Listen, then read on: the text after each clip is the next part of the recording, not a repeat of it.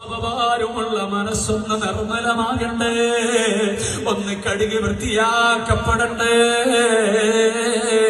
അതാഗ്രഹിക്കുന്ന സ്നേഹജനങ്ങളെ, ഉമ്മമാരെ, കൽബെന്ന ദുനിയാവിന്റെ സർവ്വകാര്യങ്ങളും മാറ്റിവെച്ചിട്ട് ഹറാമിന്റെ വഴിയിലേക്ക് പോകാതെ, പെങ്ങളെ ഔറത്ത് കാണിച്ച് നടക്കാതെ, ചെറുപ്പക്കാരാ നിസ്കാരം കളാക്കാതെ, ദീനിയായ സംസ്കാരത്തെ വലിച്ചറിയാതെ, പുതിയ കാലത്തിന്റെ നടീനടന്മാരും സെലിബ്രിറ്റികൾക്കും ബ്ലോഗേഴ്സിനും അനുസരിച്ച് ജീവിതം ക്രമപ്പെടുത്താതെ, മദീനയിൽ അന്തിയുറങ്ങുന്ന ലോകത്തിന്റെ നേതാവിലേക്ക് കൽബ് തിരിച്ചിട്ട് നിങ്ങളെ ജീവിതം ഒന്ന് നയിക്കുമോ?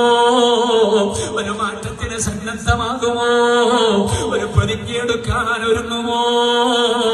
ആ ഹബീബിലേക്ക് എന്റെ ആത്മാവിനെ കണക്ട് ചെയ്യാതെ ഒരു രാത്രി ഞാൻ ഉറങ്ങൂല.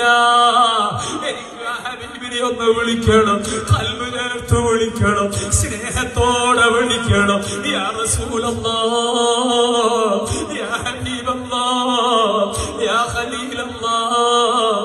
എത്ര വലിയ തെറ്റുകാരനാണെങ്കിലും അവിടുത്തെ അനുഗ്രഹം കൊണ്ട് കൈയൊഴിക്കൂല എന്ന പ്രതീക്ഷയിൽ ഒന്നെല്ലാ ദിവസവും ഉറങ്ങുന്നതിന് മുമ്പ് മദീനയിലേക്കൊന്ന് കൽബിനെ കണക്ട് ചെയ്യുമോ? ആത്മാവിനെ ഒന്ന് കണക്ട് ചെയ്യുമോ? മദീനയിലേക്ക് കണക്ഷൻ കിട്ടിയിട്ട് നിങ്ങൾ ഉറക്കിലേക്ക് പോയാൽ ഹബീബ് വരുമല്ലോ. അത് പരീക്ഷിച്ച് കാത്തിരുന്നൂടെ? ജീവിതം അതിനുള്ളതല്ലേ? ആയുസ് അതിനുള്ളതല്ലേ? സമ്പത്ത് അതിനുള്ളതല്ലേ? സൗകര്യങ്ങൾ അതിനുള്ളതല്ലേ? ദുനിയാവിൽ ആഘോഷിച്ച് ആഭാരമാക്കി തീർക്കാനാണോ? അല്ലല്ലോ, മുത്തുനബിക്ക് വേണ്ടി ചെലവഴിക്കാനല്ലേ, സമർപ്പിക്കാനല്ലേ. എല്ലാ ദിവസവും ഒരു 100 വട്ടമെങ്കിലും റബീഉൽ അവ്വൽ മാത്രമല്ല, അതേ സർവ്വസമയത്തും ഹബീബിന്റെ മേലൊരു സ്വലാത്ത് സലാം ചൊല്ലുമോ? അതൊന്ന് തീരുമാനിക്കുമോ? ഈ സദസ്സില് പാപിയാണോ റാഷിദ്? ദോഷിയാണോ റാഷിദ്? മോശക്കാരനാണോ റാഷിദ്? അമലില്ലാത്തവനാണോ റാഷിദ്? അതേ തെറ്റുകളോട് ബന്ധപ്പെട്ടു പോയവനാണ്. രക്ഷപ്പെടണമെന്ന കൊതിയുണ്ട്. 100 കണക്കിന് മോമിനീങ്ങളില്ലേ ഇവിടെ? നിങ്ങളെ കൽബിലെ ഹബീബിനോട് ചെറിയൊരനക്കം മഹബത്ത് വർദ്ധിച്ചോ? ഒന്നനക്കം കൂടിയോ? ആ മഹബത്തിന്റെ ഭാഗമായി സാധുവായ പാപിയായ ഈ മനുഷ്യന്റെ വാക്കുകളെ കൂടെ ചേർത്ത് പിടിച്ച എല്ലാ ദിവസവും ഒരു 100 സ്വലാത്ത് ചൊല്ലാൻ ഈ രാത്രി മുതൽ ഒന്ന് തുടങ്ങിയാൽ നാളെ ആഖിറത്തിൽ ഞാൻ എത്തുമല്ലോ, നിങ്ങളെത്തുമല്ലോ.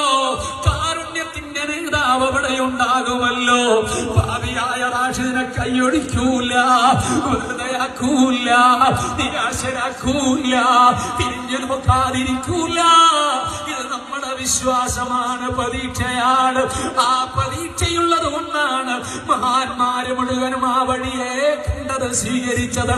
സുലൈമാനുൽ ജസൂലി തങ്ങൾ പറഞ്ഞത് അതുകൊണ്ടാണ്. യാ റഹ്മത്തുല്ലാഹ് ഇന്നി ഖൈഫുൻ മജ്നൂൻ യാ നിഅമത്തുല്ലാഹ്